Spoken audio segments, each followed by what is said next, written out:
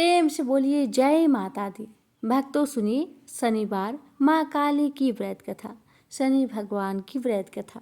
एक समय दारुक नाम के पापी असुर ने ब्रह्मा जी की तपस्या करके उन्हें प्रसन्न कर लिया। ब्रह्मा जी से पाए वरदान के कारण दारुक अत्यंत बलशाली हो गया। वह देवताओं और ब्राह्मण को परेशान करने लगा। वह उन पर अत्याचार करने लगा। धार्मिक अनुष्ठान यज्ञ बंद करवा दिए और स्वर्ग लोक को चला गया।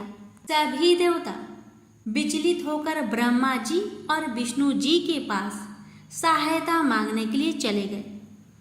ब्रह्मा जी ने बताया कि दारुक का नाश सिर्फ स्त्री के हाथ से हो सकता है। सभी बड़े देवता भी उससे युद्ध में हार चुके थे। अंत में यह निश्चय किया गया कि दारुक का वध भगवान शिव की पत्नी माता पार्वती करेगी। भगवान शिव ने अपना तीसरा नेत्र खोलकर भयानक और प्रचंड महाकाली को जन्म दिया। उनका शरीर काले रंग का था और माँ काली के माथे पर तीसरा नेत्र और चंद्र रेखा थी। उनके हाथों में त्रिशूल और कई प्रकार के अस्त्र शस्त्र थे। महाकाली के प्रचंड रूप को देखकर सभी देवता थर थर कांपने लगे और वहां से भागने लगे। युद्ध में दारुक महाकाली से पराजित हुआ और इस तरह उस दुष्ट का अंत हुआ। महाकाली के भयानक रूप से चारों तरफ अग्नि की भयानक लपटें उत्पन्न हो गई। महाकाली की क्रोध को सिर्फ भगवान शिव ही रोक सकते थे, इसलिए उन्होंने एक बालक का अवतार लिया। भगवान शिव शमशान पहुंचे और वहां बालक के रूप में लेटकर रोने लगे। छोटे बालक को देखकर महाकाली का क्रोध शांत हो गया। उनके हृदय में ममता भावना जागृत हो गई। उन्होंने शिव रूपी उस छोटे बालक को उठा लिया और अपने स्तनों से दूध पिलाने लगे। इस प्रकार से शिव जी ने उनके क्रोध को भी पी लिया। इस प्रकार महाकाली का भयानक और प्रचंड क्रोध शांत हुआ। उसके बाद महाकाली मूर्छित हो गई। उन्हें होश में लाने के लिए भगवान शिव ने तांडव नृत्य किया और होश में आने पर पुनः माता पार्वती के रूप में आ चुकी थी। माता पार्वती भगवान शिव का नृत्य देखकर नृत्य करने लगी, जिसके कारण उन्हें योगिनी के नाम से भी पुकारा जाता है। इसके अलावा महाकाली ने महिषासुर, चंडमुंड, रक्तबीज, शुभ, निशुंभ जैसे राक्षसों का वध किया। 10 महाविद्याओं में महाकाली प्रथम महाविद्या है। प्रेम से बोलिए काली माता की जय। बहुत समय पहले की बात है। एक राक्षस था जिसका नाम था दारुक। उसने ब्रह्मा जी को प्रसन्न करने के लिए बहुत ही कठिन तपस्या की और उसका तपस्या सफल भी हो गई। ब्रह्मा जी उसके तपस्या से प्रसन्न हो गए और उन्होंने दारुक को वरदान भी दिया कि उसकी मृत्यु केवल महिला के हाथों से ही होगी और कोई उसे मार नहीं पाएगा। ये वरदान पाकर राक्षस बहुत गदगद हो गया, अपने आप को बहुत ही शक्तिशाली समझने लगा और अहंकार से भर गया। वो अपना ताकत का, वरदान का गलत फायदा उठाने लगा। उसने तो पहले ब्राह्मणों का जीना हराम कर दिया, फिर संतों का और फिर देवताओं का जीना मुश्किल कर दिया। उसने अपनी शक्ति से सारे अनुष्ठान को बंद करवा दिए और स्वर्ग पर भी अपना राज जमा कर बैठ गया। भक्तों, सारे देवता उससे लड़ने पर निराश होकर वापस लौट गए। तब ब्रह्मा जी ने बताया कि दारुक राक्षस सिर्फ किसी स्त्री के हाथों से ही मारा जा सकता है। तब सभी देवता मिलकर भगवान शिव जी के पास पहुंचे और दारुक राक्षस के आतंक के बारे में बताया। आतंक के बारे में सुनकर भगवान भोलेनाथ ने जगत जननी माँ पार्वती की तरफ देखा और कहा, हे कल्याणी, जगत के हित के लिए और उस दारुक दैत्य के लिए तुमसे मैं प्रार्थना करता हूँ। इतना सुनते ही माँ पार्वती मुस्कुरा उठी, लेकिन वह मुस्कान किसी साधारण स्त्री की नहीं, वह मुस्कान थी संपूर्ण सृष्टि को रचने वाली आदि शक्ति की। उन्होंने अपनी अंतर मन की दिव्य शक्ति का एक अंश भगवान शिव में प्रवेश करा दिया। यह कोई साधारण संयोग नहीं था, यह था धर्म की रक्षा के लिए देवी की अगला रूप लेने का प्रारंभ। भगवान शिव के गले से उस शक्ति का तेज प्रकट हुआ और तभी उन्होंने तीसरा नेत्र खोला। उसी नेत्र की अग्नि से उस दिव्य ज्वाला से प्रकट हुई माँ। लेकिन अब भी वे सौम्य पार्वती नहीं थी, वो थी महाकाली, विकराल भयंकर रौद्र अपराजिता, जिनका तेज सूर्य से भी करोड़ों गुना अधिक था। देवताओं ने जब माँ का यह रूप देखा तो उनके नेत्र श्रद्धा से झुक गई और राक्षस तो कांप उठे। उनका दंभ, उनका अभिमान, उनकी शक्ति, सब कुछ माँ के उस दिव्य विकराल रूप के सामने तिनके की भांति लगने लगे। वे भागने लगे, छुपने लगे, परंतु कहाँ छुपते उस शक्ति से जो स्वयं संहार की देवी है। माँ काली का शरीर अंधकार के समान काला था, लेकिन उस अंधकार में भी ब्रह्मांड का प्रकाश समाहित था। उनकी आंखों से ज्वालाएं निकलती रही थी और जब उन्होंने हुक्कार भरी तो जैसे सृष्टि का रोम रोम ठरा उठा। केवल एक हुक्कार से ही असंख्य दैत्यों का नाश हो गया। वे भस्म हो गए, जलकर राख हो गए। यह केवल शक्ति नहीं थी, यह धर्म की पुकार थी, यह अन्याय की अंत की घोषणा थी। भक्तों, माँ काली के हुक्कार से ही सैकड़ों नहीं हजारों दैत्यों का संहार हो गया। उनका विकराल रूप और प्रचंड ऊर्जा को देखकर पृथ्वी कांप उठी, आकाश थरथरा गया और दिशाओं ने मौन ओढ़ लिया। उनका एक एक कदम प्रलय की घोषणा कर रहा था। सभी असुर जलकर भस्म हो गए थे, लेकिन माँ का क्रोध, वह तो अभी उग्र था। उनके नेत्रों से ज्वालाएं निकल रही थी, उनका अंग अंग बिजली की तरह चमक रहा था। उनके इस प्रचंड रूप से सृष्टि का संतुलन बिगड़ने लगा। हवाएं तेज बहने लगी, पर्वत डोलने लगे और धरती पर जीवन संकट में आ गया। देवता जो अभी अभी उस राक्षसी आतंक से मुक्त हुए थे, अब माँ के उस अनंत तेज से भयभीत हो उठे। वे पुनः दौड़कर भगवान भोलेनाथ के चरणों में गिरे और बोले, हे भगवान, हे नाथ, आप इस अग्नि रूपी को शांत करिए। तब वह दृश्य घटा जिसने इस ब्रह्मांड की सबसे महान शक्ति को भी ममतामय कर दिया। भोलेनाथ ने माँ के उस विकराल रूप को शांत करने के लिए एक सरल उपाय किया। उन्होंने स्वयं एक बालक का रूप धारण कर लिया। वह कोई साधारण बालक नहीं था, वह था बड़ुक भैरव, नन्हा, निष्कलंक, मासूम, परंतु भीतर से वही शिव जो संहार के देवता है। उस बालक ने रोना शुरू किया।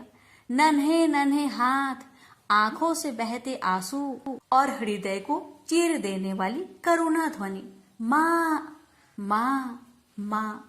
यह आवाज माँ काली के कानों तक पहुंची। उनकी ज्वलनशील आंखें अचानक स्थिर हो गई। वे पलट कर देखती है, एक मासूम बालक रो रहा है, माँ माँ माँ कह के। उनकी सांसें रुक जाती है, क्रोध जैसे वही थम जाता है। और फिर वह दृश्य हुआ जिसे देखकर तीनों लोगों ने चैन की सांस ली।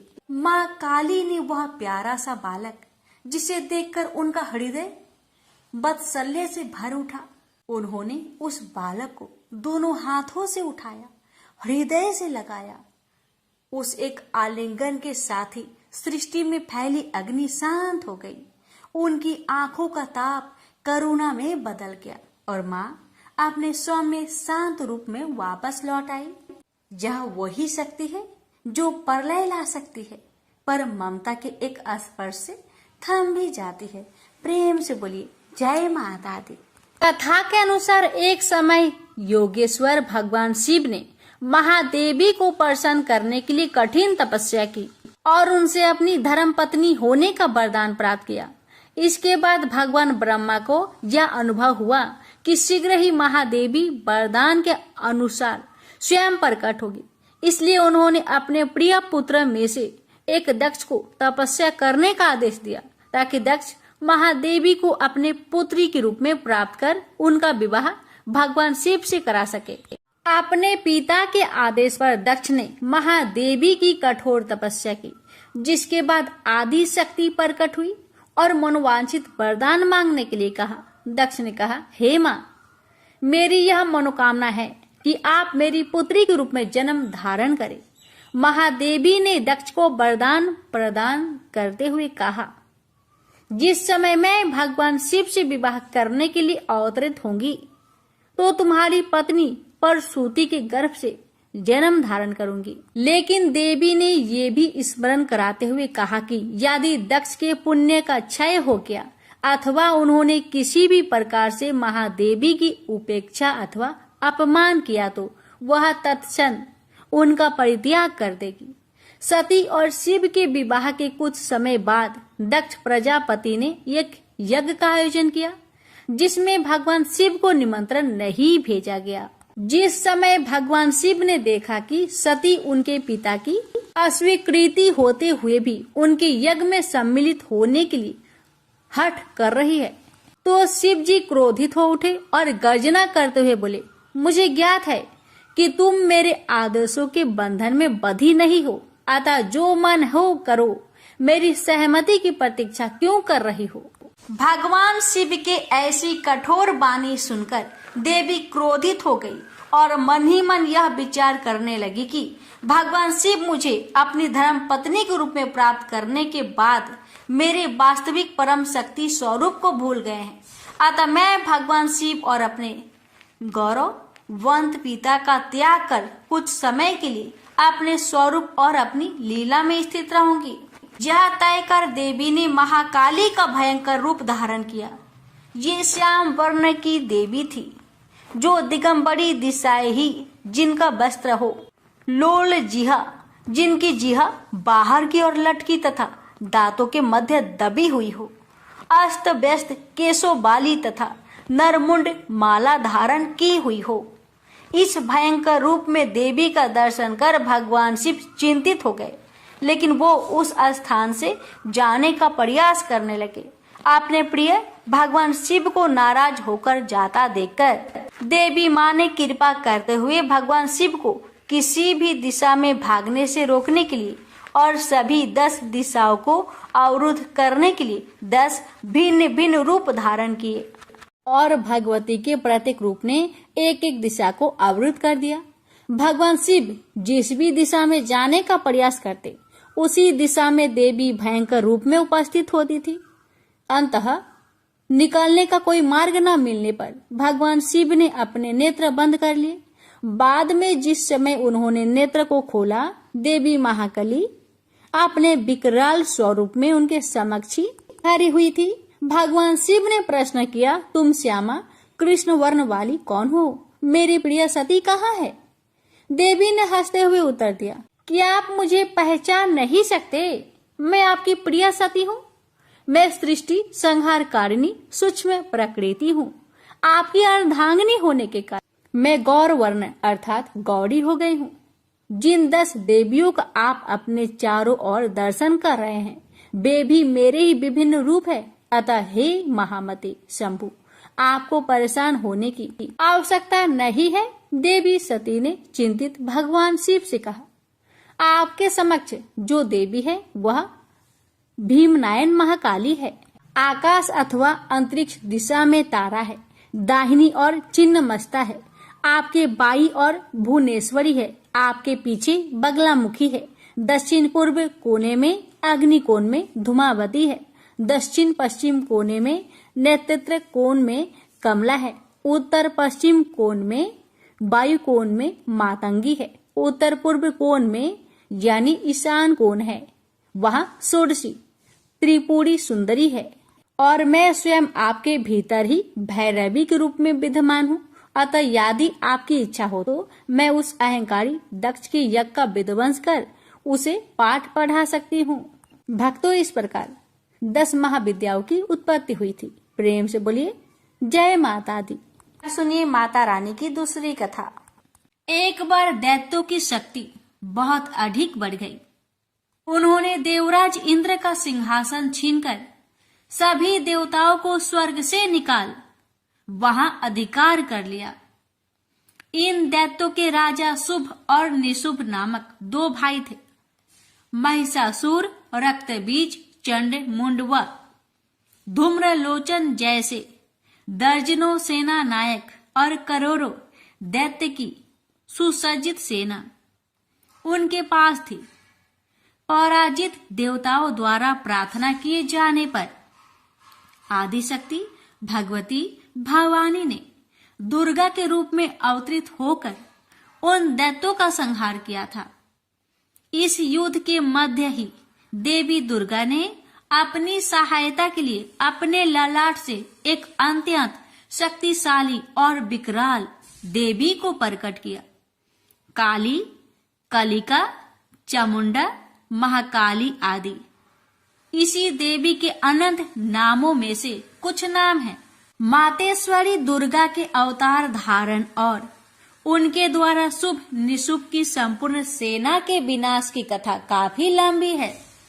जब भगवती भवानी दुर्गा ने शुभ निशुंभ के सेनापति धूम्रलोचन को सेना सहित यमपुरी पहुंचा दिया तो दैत्यराज शुभ ने चंड मुंड को आदेश दिया कि वो देवी को पकड़कर उसके पास लाए।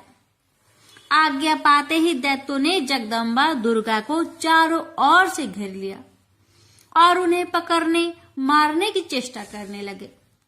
यह देख देवी को बहुत क्रोध आया। क्रोध के कारण उनका मुखमंडल काला पड़ गया, भवें वक्र हो उठी। उसी समय उनकी भौवें के मध्यवर्ती भाग और ललाट से विकराल मुख वाली काली नामक देवी प्रकट हुई। अत्यंत भयंकर और शक्तिशाली होने के बावजूद काली मां का शरीर अत्यंत कृशकाय था। उनके शरीर में नाम मात्र का मांस था, केवल अस्थि पंजर नजर आता था, जिससे वे अत्यंत भयावह दिखाई पड़ रही थी। काली, कालिका, महाकाली, चामुंडा और चामुंडा आदि नामों से विख्यात 4 भुजा वाली यह देवी अपने हाथों में तलवार, पास और विचित्र खड्ग धारण किए हुए थी। वह चीते की चमड़े की साड़ी पहने नर मुंडों की माला से अलंकृत थी। भवानी दुर्गा के मस्तक से प्रकट होने के बावजूद काली मां का स्वरूप अत्यंत विकराल था। वे काफी लंबी पतली थी और किसी भी वाहन पर सवार नहीं थी। उनका मुखमंडल बहुत अधिक बड़ा था। उनकी लंबी जीभ काफी बाहर तक निकली हुई थी। उनकी आंखें अंगारों की तरह दहक रही थी और अपनी भीषण गर्जना से पृथ्वी आकाश को कपा रही थी। अपनी घोर गर्जना से सभी दिशाओं को गुजाते हुए मातेश्वरी काली बड़े वेग से दैत्यों की सेना पर टूट पड़ी और उनका भक्षण करने लगी। वे पार्श रक्षकों, अंकुशधारी, महावतों, योद्धाओं तथा अनेक हाथियों को एक ही हाथ में पकड़कर अपने मुख का ग्रास बना रही थी। किसी को बालों से पकड़ लेती, किसी का गला दबोच लेती, किसी को पैरों से कुचल डालती और किसी को छाती के धक्के से गिराकर मार देती। वे असुरों के फेंके हुए बड़े बड़े अस्त्र शस्त्र मुंह से पकड़ लेती और रोष में भरकर उनको दांतों से चकनाचूर कर डालती। काली द्वारा अनेक दैत्य तलवार के घाट उतर गए, अनेक खटवांग से पीटे गए और कितने ही असुर दांतों के आग्र भाग से कुचले जाकर मृत्यु को प्राप्त हुए। इस प्रकार देवी ने असुरों की उस समस्त सेना को क्षण भर में ही धराशायी कर दिया। अपनी सेना का विनाश होते देख चंड काली देवी की ओर दौड़ा। महादैत्य मुंड ने भी अत्यंत भयंकर बाणों की बौछार तथा हजारों चक्र एवं अन्य शस्त्रों से भयानक नेत्रों वाली देवी को आवृत कर दिया। वे चक्र देवी के मुख में समाते हुए ऐसे जान पड़ रहे थे मानो सूर्य के बहुतेरे मंडल बादलों के उदर में प्रवेश कर रहे हो। मातेश्वरी काली दैत्य सेनापति मुंड द्वारा चलाए गए अस्त्र शस्त्रों का भक्षण करते और अनेक राक्षसों को अपने शस्त्रों में समाप्त करते हुए विकट अट्टहास करती जा रही थी। इसी समय भगवती काली ने दूसरे दैत्य सेनापति चंड को अपनी ओर आते देखा। क्रोध में भरकर काली माई ने चंड पर आक्रमण कर दिया। एक हाथ से उसके केस पकड़कर दूसरे हाथ से उसकी गर्दन काट उसे यमलोक पहुंचा दिया।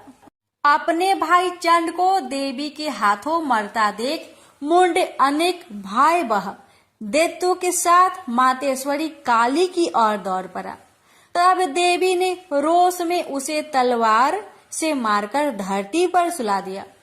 महापराक्रमी चंड और मुंड के मरते ही शेष सेना आतंकित होकर भाग गई। उसी समय काली ने चंड और मुंड के मस्तक हाथ में लेकर जगदम्बा दुर्गा के पास जाकर प्रचंड अट्टहास करते हुए कहा, देवी, मैं चंड मुंड नामक इन दो भयानक असुरों के मस्तक आपको भेंट करने के लिए लाई हूँ। इस पर कल्याणमयी दुर्गा ने काली से मधुर वाणी में कहा, देवी, तुम चंड और मुंड को मारकर मेरे पास आई हो, इसलिए संसार में तुम्हारा एक नाम चामुंडा भी होगा। मातेश्वरी काली द्वारा चंड मुंड और अनेक सैनिकों के मारे जाने पर दैत्यराज शुंभ स्वयं अपने सभी सेनापतियों सहित युद्ध के लिए वहां आ गया। कई करोड़ असुर सैनिक उनके साथ थे। उस समय सभी मात्र शक्तियां भी देवी की सहायता के लिए युद्ध क्षेत्र में आ गई। दोनों ओर से भीषण अस्त्र शस्त्र चलने लगे। इस समय मातेश्वरी काली सभी मात्र शक्तियों से आगे रहकर रणभूमि में विचरने लगी। अपने खटवांग, त्रिशूल एवं अन्य अस्त्र शस्त्रों से वे असंख्य दैत्यों को काल के गाल में पहुंचा रही थी। यद्यपि सभी मात्र शक्तियां मातेश्वरी दुर्गा एवं उनका सिंह अनेक दैत्यों को समाप्त कर रहे थे, परंतु मातेश्वरी काली साक्षात रण चंडी बनकर दैत्यों को गाजर मूली की तरह काट रही थी। मातेश्वरी काली इस समय इतने क्रोध में भरी हुई थी कि वे दैत्यों को अस्त्र शस्त्रों से मारने के साथ ही उनका भक्षण भी करती जा रही थी। अत्यंत भयंकर और विकराल रूप था इस समय मातेश्वरी काली का। अनेक राक्षस तो आपके इस रूप को देखकर तथा उनके द्वारा लगाए जा रहे अट्टहासों की भीषण आवाज सुनकर ही यमलोक सिधार गए। मातेश्वरी काली का अवतरण मात्र इन दैत्यों को मारने के लिए ही नहीं हुआ था, उनका इससे भी अधिक महान कार्य था। दैत्य सेनापति रक्त बीज के वध में भगवती दुर्गा की सहायता करना। उस प्रचंड दैत्य रक्त बीज को एक अद्भुत वरदान प्राप्त था। जहां भी उसके रक्त की एक बूंद गिरती थी, वहीं तत्काल उतना ही शक्तिशाली एक असुर उत्पन्न हो जाता था। मातेश्वरी काली, भगवती दुर्गा और अन्य मात्र शक्तियों के हाथों दैत्यों को मरते एवं घायल होते देख महादैत्य रक्त बीज ने मातेश्वरी पर हमला कर दिया। वह अपनी गदा से सभी मात्र शक्तियों पर एक साथ प्रहार करने लगा। जब मात्र शक्तियों ने उस पर प्रहार किए तो उसके शरीर का रक्त जहां जहां गिरता वहां उसके समान ही एक अन्य बलशाली दैत्य पैदा हो जाता। इस प्रकार वहां असंख्य दैत्य उत्पन्न हो गए, जो रक्त बीज के समान ही बलशाली, भीषण और युद्ध कला में निपुण थे।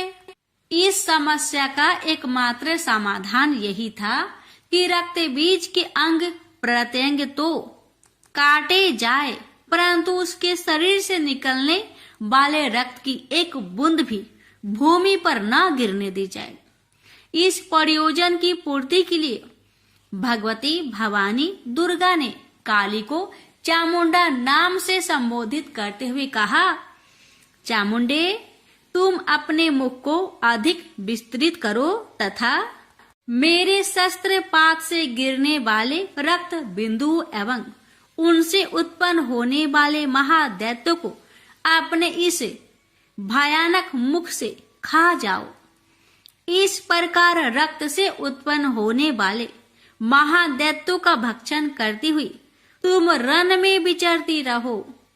ऐसा करने से उस दैत्य का सारा रक्त खत्म हो जाने पर वह स्वयं भी नष्ट हो जाएगा। जब तुम उन भयंकर दैत्यों को खा जाओगी तो दूसरे दैत्य नहीं उत्पन्न हो सकते। मातेश्वरी दुर्गा की यह बात सुनकर भगवती काली ने अपना आकार बहुत बड़ा कर लिया। इस प्रकार उन्होंने रक्त बीज के रुधिर के पान और दैत्यों के भक्षण हेतु महाकाली का विकराल रूप धारण कर लिया। भगवती दुर्गा, जो इस समय क्रोध के आवेग में रणचंडी अर्थात देवी चंडिका बनी हुई थी, अपने भीषण शूल से उस महादैत्य रक्त बीज पर प्रहार किया। फलस्वरूप उसके शरीर से रक्त की धार बहने लगी, जिसे तत्काल ही मातेश्वरी काली ने अपनी लपलपाती जिह्वा द्वारा उदर स्वस्थ कर लिया। भगवती भवानी ने रक्त बीज पर प्रहार जारी रखी। उसके शरीर में स्थान से रक्त की धारा बहने लगी। रक्त बीज महाबलशाली और भयंकर दैत्य था, अतः उसके शरीर से बहुत अधिक रक्त बह रहा था, परंतु उसका जितना भी रक्त बह रहा था, काली माँ अर्थात देवी चामुंडा उसे तत्काल पीती जा रही थी। इस रक्त को पीते समय रुधिर से काली के मुख में जो महादैत्य उत्पन्न हुए, उन्हें भी वे उद्रस्त करती चली गई। इस प्रकार भगवती दुर्गा रक्त बीज पर प्रहार करती रही और मातेश्वरी काली उस रुधिर का पान करती रही।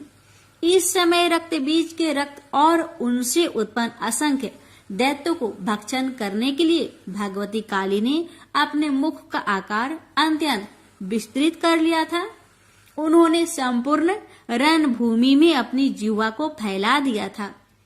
रक्त बीज तथा अन्य सभी असुरों को मारने के पश्चात मातेश्वरी काली सभी मात्र शक्तियों सहित भगवती दुर्गा में लीन हो गई। शास्त्रों में मातेश्वरी काली के इस स्वरूप को चामुंडा कहा गया है, जबकि जन सामान्य उन्हें मातेश्वरी काली, काली माई अथवा महाकाली ही कहता है। माँ काली के अधिकांश आराधक, उपासक और तंत्र साधक मातेश्वरी के इस रूप की पूजा, आराधना और उपासना करते हैं। वैसे भगवती काली का यह रुद्र रूप दुष्टों और असुरों के लिए ही विकराल है, भक्तों के लिए तो आप दया का सागर है। वे कल भी ममतामयी मातेश्वरी थी, आज भी है और जब तक यह सृष्टि है तब तक रहेगी। प्रेम से बोलिए माँ काली की जय। हे माँ, आपकी कथा कहने वाले, सुनने वाले, हुक्कार भरने वाले सभी भक्तों पर अपनी कृपा सदा सर्वदा बनाए रखना।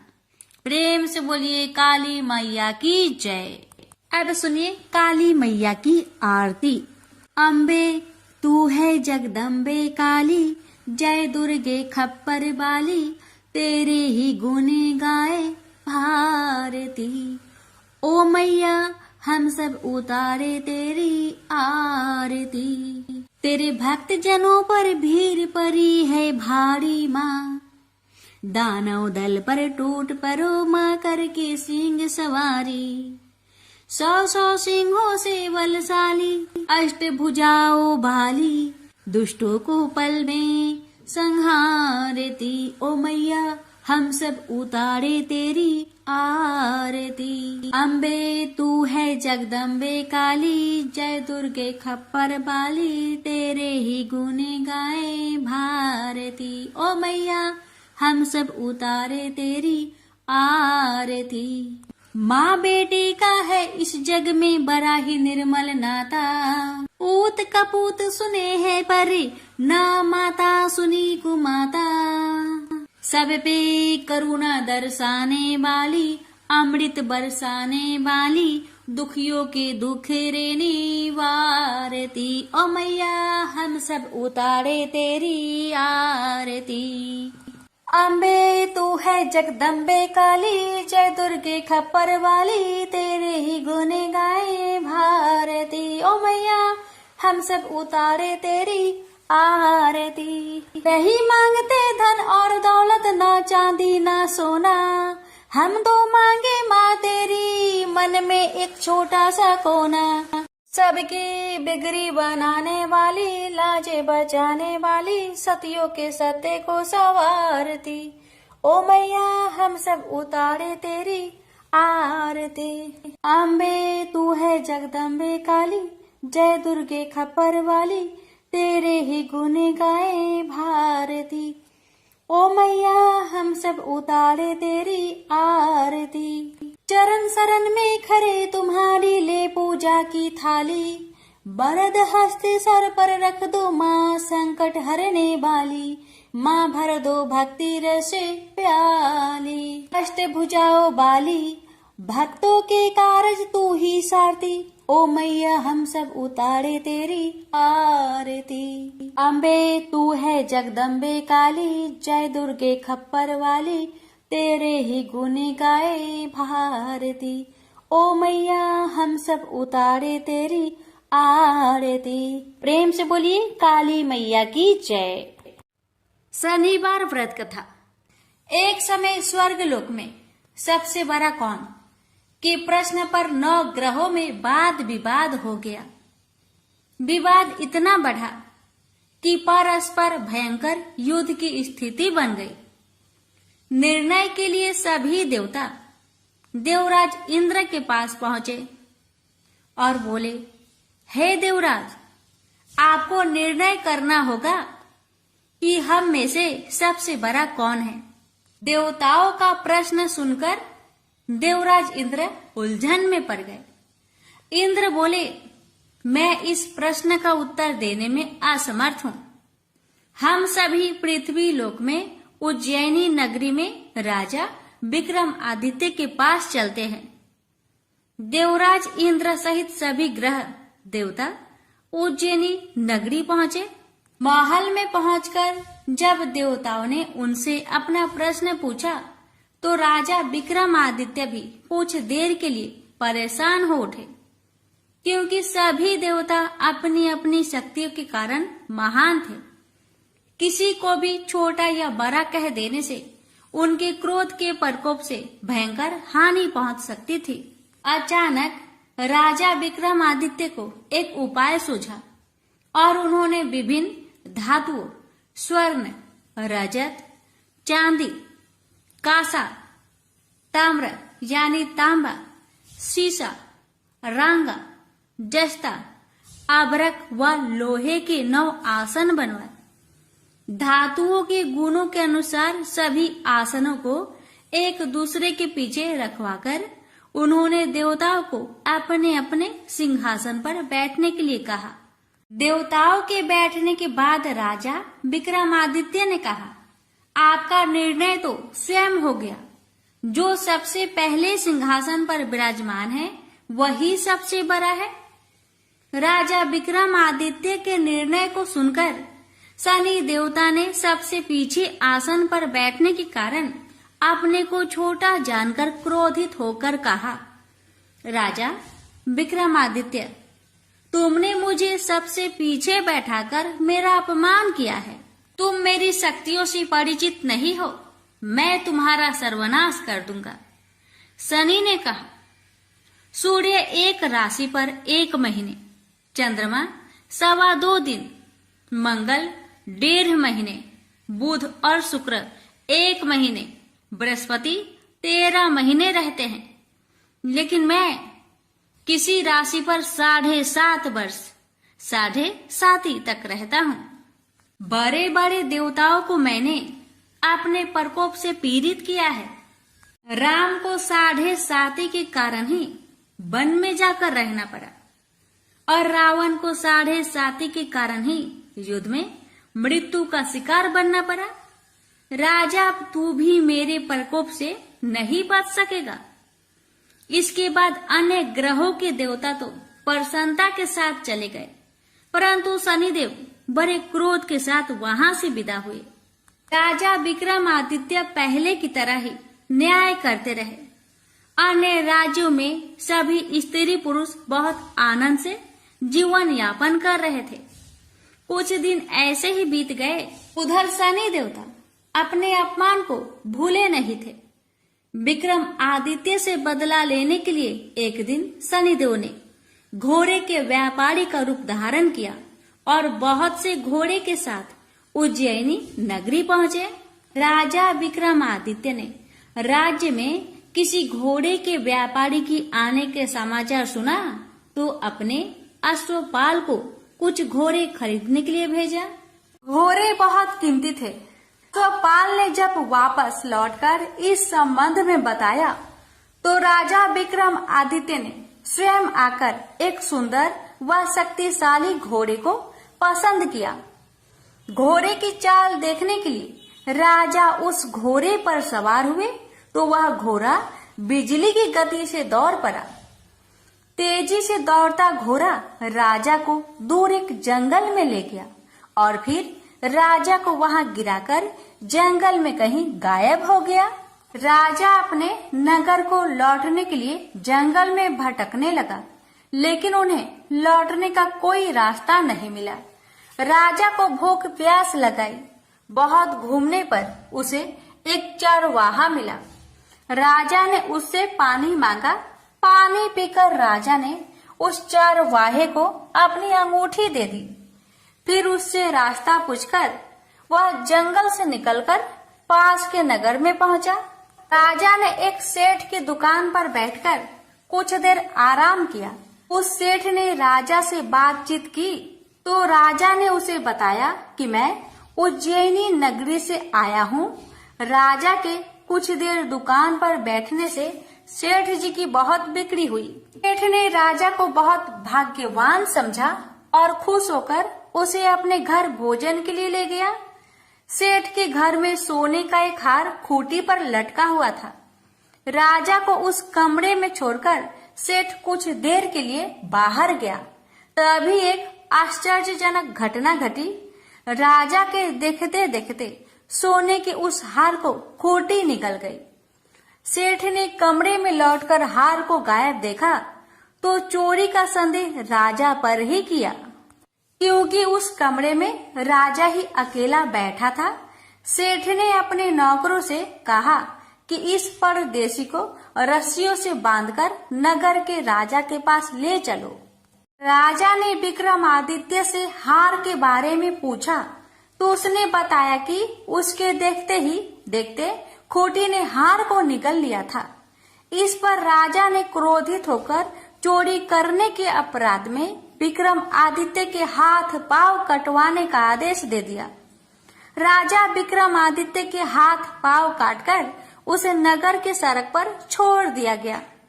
कुछ दिन बाद एक तेली उसे उठाकर अपने घर ले गया और उसे अपने कोल्हू पर बैठा दिया। राजा आवाज देकर बैलों को हाँकता रहता। इस तरह तेली का बैल चलता रहा और राजा को भोजन मिलता रहा। शनि के प्रकोप की 7.5 पूरी होने पर वर्षा ऋतु आरंभ हुई। राजा विक्रमादित्य एक रात मेघ मल्हार गा रहा था कि तभी नगर के राजा की लड़की राजकुमारी मोहिनी रथ पर सवार उस तेली के घर के पास से गुजरी। उसने मेघ मल्हार सुना तो उसे बहुत अच्छा लगा और दासी को भेजकर गाने वाले को बुला लाने को कहा। दासी ने लौटकर राजकुमारी को अपंग राजा के बारे में सब कुछ बता दिया। राजकुमारी उसके मेघ मल्हार से बहुत मोहित हुई, अतः उसने सब कुछ जानकर भी अपंग राजा से विवाह करने का निश्चय कर लिया। राजकुमारी ने अपने माता पिता से जब यह बात कही तो वे हैरान रह गए। रानी ने मोहिनी को समझाया, बेटी तेरे भाग्य में तो किसी राजा की रानी होना लिखा है, फिर तू उस अपंग से विवाह करके अपने पांव पर कुल्हाड़ी क्यों मार रही है। राजकुमारी ने अपनी जिद नहीं छोड़ी। अपनी जिद पूरी करने के लिए उसने भोजन करना छोड़ दिया और प्राण त्याग देने का निश्चय कर लिया। आखिर राजा रानी को विवश होकर अपंग विक्रमादित्य से राजकुमारी का विवाह करना पड़ा। विवाह के बाद राजा विक्रमादित्य और राजकुमारी तेली के घर में रहने लगे। उस रात स्वप्न में शनिदेव ने राजा से कहा, राजा तुमने मेरा प्रकोप देख लिया, मैंने तुम्हें अपने अपमान का दंड दिया है। राजा ने शनिदेव से क्षमा करने को कहा और प्रार्थना की, हे शनिदेव, आपने जितना दुख मुझे दिया है अन्य किसी को न देना। शनिदेव ने कुछ सोचकर कहा, राजा मैं तुम्हारी प्रार्थना स्वीकार करता हूँ। जो कोई स्त्री पुरुष मेरी पूजा करेगा, शनिवार को व्रत करके मेरी व्रत कथा सुनेगा, उस पर मेरी अनुकंपा बनी रहेगी। प्रातः काल राजा विक्रमादित्य की नींद खुली तो अपने हाथ पांव देखकर राजा को बहुत खुशी हुई। उसने मन ही मन शनिदेव को प्रणाम किया। राजकुमारी भी राजा के हाथ पांव सही सलामत देखकर आश्चर्य में डूब गई। राजा विक्रमादित्य ने अपना परिचय देते हुए शनिदेव के प्रकोप की सारी कहानी सुनाई। सेठ को जब इस बात का पता चला तो दौड़ता हुआ तेली के घर पहुंचा और राजा के चरणों में गिरकर क्षमा मांगने लगा। राजा ने उसे क्षमा कर दिया क्योंकि यह सब तो शनिदेव के प्रकोप के कारण हुआ था। सेठ राजा को अपने घर ले गया और उसे भोजन कराया। भोजन कराते समय वहां एक आश्चर्यजनक घटना घटी। सबके देखते देखते उस खूंटी ने हार उगल दिया। सेठ जी ने अपनी बेटी का विवाह भी राजा के साथ कर दिया और बहुत से स्वर्ण आभूषण धन आदि देकर राजा को विदा किया। राजा विक्रमादित्य राजकुमारी मोहिनी और सेठ की बेटी के साथ उज्जैनी पहुँचे तो नगर वासियों ने हर्ष से उनका स्वागत किया। अगले दिन राजा विक्रमादित्य ने पूरे राज्य में घोषणा कराई कि शनिदेव सब देवों में सर्वश्रेष्ठ है।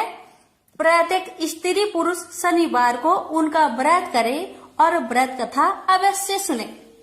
राजा विक्रमादित्य की घोषणा से शनिदेव बहुत प्रसन्न हुए। शनिवार का व्रत करने और व्रत कथा सुनने के कारण सभी लोगों की मनोकामनाएं शनिदेव की अनुकंपा से पूरी होने लगी। सभी लोग आनंद पूर्वक रहने लगे। प्रेम से बोलिए शनि महाराज की जय हो। एक ब्राह्मण को सपने में नीली घोड़ी पर नीली कपड़े पहने एक आदमी दिखाई देता था और कहता है, हे ब्राह्मण देवता, मैं तेरे लगूंगा। ब्राह्मण घबरा कर उठ गया। अगले दिन यही सपना उसे फिर आता है। यह सपना उसे रोज आने लगा। वह परेशान हो गया और चिंता के मारे दुबला होने लगा। उसकी पत्नी ने कारण पूछा तो उसने सपने के बारे में बताया। ब्राह्मणी बोली, वे अवश्य ही शनि महाराज होंगे। अब की बार दिखे तो कहना लग जाओ, पर सवा पहर से ज्यादा मत लगना। उस दिन सपने आने पर ब्राह्मण ने कहा, लग जाओ, पर कितने समय के लिए लगोगे? शनि जी बोले, 7.5 वर्ष का लगूंगा। ब्राह्मण ने कहा, क्षमा करे शनि जी, इतना भारी तो मुझसे झेला नहीं जाएगा। तब शनि जी बोले, तो 5 वर्ष का लग जाऊंगा। ब्राह्मण बोला, यह भी मेरे लिए ज्यादा है। शनि जी बोले, 2.5 साल का लग जाऊं। ब्राह्मण ने मना किया तो शनि जी कहने लगे, 1.25 पहर का तो लगूंगा ही, इतना तो कोढ़ी कलंगी भिखारी के भी लग जाता हूँ। तब ब्राह्मण ने कहा, ठीक है। ब्राह्मण को 1.25 पहर की शनि की दशा लग गई। ब्राह्मण ने नींद से जागकर ब्राह्मण से कहा, मेरे 1.25 पहर शनि की दशा लग गई है, इसलिए मैं जंगल में जाकर यह समय बिताऊंगा। मेरे लिए खाने पीने का सामान बांध दे। मेरे पीछे से किसी से लड़ाई झगड़ा ना हो, इसका ध्यान रखना। ज्यादातर घर में ही रहना, बच्चों का भी ध्यान रखना। इस 1.25 पहर के समय में कोई गाली भी दे तो चुपचाप सुन लेना, बहस मत करना। यह सब समझाकर ब्राह्मण जंगल में चला गया। जंगल में ब्राह्मण एक पीपल के पेड़ के नीचे बैठ गया और हनुमान जी का पाठ करने लगा। 1 पहर बीत गया। ब्राह्मण ने सोचा, बाकी बचा समय रास्ते में बीत जाएगा, इसलिए वहां से चल दिया। रास्ते में एक बाड़ी में मतीरे लगे देखे। माली से एक मतीरा खरीदा, पोटली में बांधा और आगे बढ़ा। आगे एक आदमी मिला जो असल में शनिदेव थे। ब्राह्मण से पूछा, पोटली में क्या है? उसने कहा, मतीरा है। शनिदेव बोले, दिखाओ। ब्राह्मण ने पोटली खोली। उसमें राजकुमार का कटा हुआ खून से लथपथ सिर दिखा। शनिदेव ब्राह्मण को राजा के पास ले गए और कहा कि इस ब्राह्मण ने राजकुमार की हत्या कर दी है। इसके पास पोटली में राजकुमार का सिर है। राजा ने कहा, मैं यह नहीं देख सकता, इस ब्राह्मण को सूली पर चढ़ा दो। राजा के यहाँ हाहाकार मच गया। ब्राह्मण को सूली पर चढ़ाने से पहले पूछा गया कि उसकी कोई आखिरी इच्छा हो तो बताए। ब्राह्मण ने सोचा, किसी तरह 1.25 पहर पूरा करना होगा। उसने कहा, वहाँ रोज बालाजी की कथा सुनता है। मरने से पहले अंतिम बार बालाजी की कथा सुनना चाहता हूँ। ब्राह्मण को कथा सुनाने का प्रबंध किया गया। कथा कहते कहते 1.25 पहर पूरा हो गया। शनि की दशा टलते ही राजकुमार शिकार खेलकर लौटता हुआ दिखाई दिया। राजकुमार को आता देख राजा बहुत खुश हुआ, लेकिन उसे निर्दोष ब्राह्मण की हत्या का दोष लगने का डर सताने लगा। उसने तुरंत घुड़सवार सैनिकों को ब्राह्मण को आदर सहित ले आने के लिए भेजा। ब्राह्मण राज दरबार में आया तो राजा ने क्षमा मांगी और पोटली दिखाने के लिए कहा। पोटली खोली तो उसमें मतीरा था।